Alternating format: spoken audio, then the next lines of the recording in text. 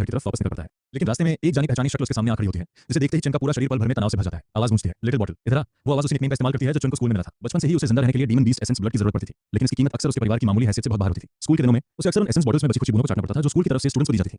उसके ज्यादातर क्लासमेट्स उन बॉटल्स के बॉटल में बची हुई चंद बूंदों को नीचे नजर से देखते थे, लेकिन चिन के लिए वो एक नेसेसिटी थी। वक्त के साथ लिटिल बॉटल और ब्रदर बॉटल वो मॉकिंग टाइटल्स बन गए जिनका इस्तेमाल करके वे उसे चढ़ाते थे। सच कहा जाए तो ये थोड़ा क्रूल था। वापस प्रेजेंट में आते हुए वो पलटता है और एक चापलूसी भरी मुस्कान बिखेरते हुए उस आदमी को अपने बेलवेट प्रिंसिपल के रूप में ग्रीट करता है। लेकिन प्रिंसिपल उसके इस नाटक में फंसने वाले नहीं थे और वो कहते हैं कि वो खास तौर पर चुन को ढूंढने और उसे एक स्टर्न वार्निंग देने के लिए आए हैं। वो उस लड़के को लॉन्ग का इस्तेमाल करके फ्री फूड और ड्रिंक्स एंटने से बाज आने को कहते हैं और शिकायत करते हैं कि उसकी इस हरकत से खुद उनकी रेपुटेशन मिट्टी में मिल रही है। अगले 5 मिनट तक प्रिंसिपल का मुंह एक सेकंड के लिए बंद नहीं होता और वो एक के बाद एक रिलेंटलेस और हीटेड लेक्चर देना शुरू कर देते हैं। जिस लान की वो बात कर रहे थे वो डोंग फैंग लान थी, एक ऐसी लड़की जिसने अपने पिता के डीमन बीस्ट से लड़ते हुए मारे जाने के बाद उसके स्कूल में ट्रांसफर लिया था। ये बात सब जानते थे कि चुन और डोंग फैंग लान बचपन के दोस्त थे, लेकिन जैसे जैसे वक्त बीता उनके रास्ते अलग होने लगे। जैसे जैसे चिन की भूख बढ़ती गई, डोंग फैंग लान और भी ज्यादा आउटस्टैंडिंग होती गई और उसके चाहने वालों की भीड़ बढ़ने लगी और यहीं से उसने अपना खेल शुरू किया। उसने एक ऐसा डिसीजन लिया था जो पूरी तरह से लैन की मर्जी के खिलाफ था। जो भी चाहता था कि वो उसे अकेला छोड़ दे उसे कीमत चुकानी पड़ती थी और शुरुआत कम से कम 5 बॉटल्स ऑफ एसेंस ब्लड से होती थी। जब तक वो अपनी यादों से बाहर आता है हम देखते हैं कि वो अपनी छोटी सी स्कीम के जरिए several hundred bottles of demon beast essence blood इकट्ठा करने में कामयाब हो गया था। उधर प्रिंसिपल का डेली लेक्चर आखिरकार खत्म होने की कगार पर था और चिन के चेहरे पर हमेशा की तरह वही बेफिक्री देखकर वो फ्रस्ट्रेशन में गहरी सांस लेते हैं। वो एक फाइनल वार्निंग देते हुए चिन को यूजिंग आर्म के एक स्टूडेंट से दूर रहने के लिए कहते हैं। क्योंकि वो लड़का एक बहुत ही पावरफुल बैकग्राउंड से आता था, प्रिंसिपल उसे सावधान रहने की